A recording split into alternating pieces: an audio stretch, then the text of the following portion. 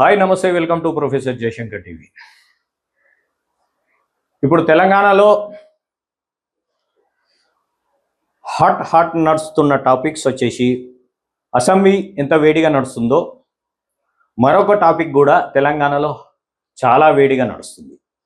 అది ఏంటిదంటే betting apps. Betting apps పై సజ్జనార్ గారు మొదలుపెట్టిన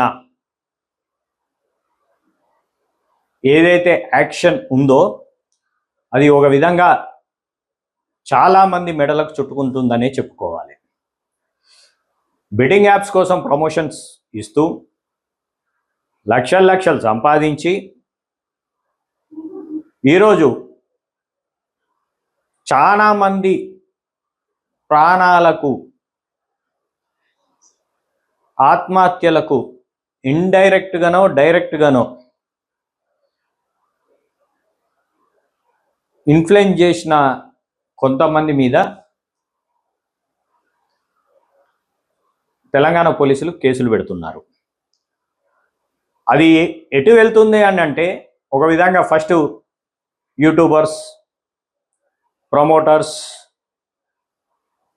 త్రూ టాలీవుడ్ వరకు చేరింది. ఇప్పుడు అది మరి ఎంతవరకు వెళ్తుందో ఈ కేసు అర్థం కావట్లేదు.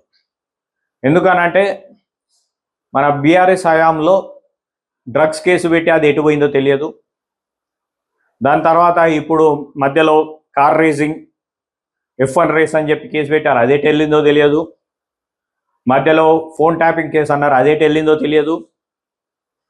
ఇప్పుడు మరి ఈ కేసు అయినా కరెక్ట్ వెళ్తుందా, లేదంటే దీన్ని 4 రోజులు హైప్ చేసి మీడియాలో హైలైట్ చేసి 4 రోజుల తర్వాత ఈ కేసును కూడా అట్లనే నీరుగాస్తుందా తెలియదు. మరి ఎందుకంటే ఎంతమంది మీద కేసులు పెట్టినా దాని మీద లక్షలు సంపాదించి దాన్ని ప్రమోషన్స్ ఇచ్చి ఎంతోమంది ప్రాణాలు ఆత్మహత్యలు చేసుకునేదానికి డైరెక్ట్గానో ఇండైరెక్ట్గానో ఇన్ఫ్లుయెన్స్ చేసిన వారికి ఎటువంటి శిక్షలు పడతాయి? పోయిన ప్రాణాలు వెనుకకు వస్తాయా? మరి వీళ్ళు సంపాదించిన పైసలు ఆ చనిపోయిన వాళ్ళ కుటుంబాలకు ఇస్తారా? ఎందుకంటే చనిపోయినోడు మంచిగానే చనిపోయిండు, కానీ ఆ అప్పు ఎవరు తీర్చాలి? ఇప్పుడు ఇంకా కూడా ఆ వ్యక్తి చనిపోయినా కూడా ఆ అప్పులు ఇచ్చిన వాళ్ళు ఆ కుటుంబాలను వేధిస్తూనే ఉన్నారు. మరి ఇప్పుడు పోలీసు యంత్రాంగం కానీ గవర్నమెంట్ కానీ వాళ్ళ దగ్గర తీసుకున్న పైసలు ఈ ఆత్మహత్య తీసుకున్న పైసలని కాదు, తీసుకొని ఈ ఆత్మహత్య చేసుకున్న వారికి ఇస్తారా? కొన్ని వెబ్సైట్లు బ్లాక్ చేసినారు, వాళ్ళ దగ్గర నుంచి 126 కోట్లేమో అమౌంట్ సీజ్ చేసినారని చెప్పినారు. మరి ఆ అమౌంట్లకి వెళ్ళైనా సరే ఇప్పటి వరకు ఎంతమంది చచ్చిపోయారో ఈ బెట్టింగ్ యాప్స్ వల్ల ఆత్మహత్య చేసుకొని, దాని ద్వారానన్నా వాళ్ళకేమన్నా ఉపశమనం కలుగుతుందా? ఈ కేసులు పెట్టడం, 4 రోజుల తర్వాత దాన్ని నీరుగార్చడం, ఏదో మీడియాలో 4 రోజులు చెప్పడం, అది హాట్ టాపిక్గా కొన్ని రోజులు నడవడం, దాని తర్వాత మరొక టాపిక్ రాగానే ఈ టాపిక్ వెళ్ళిపోవడం, అది జరుగుతున్నది. అట్లీస్ట్ ఇప్పటికైనా చనిపోయిన వాళ్ళకు వాళ్ళ మనశ్శాంతికి, ఆ చనిపోయిన కుటుంబాలకు న్యాయం చేయాలి అని అంటే ఏ విధంగా న్యాయం చేస్తారు?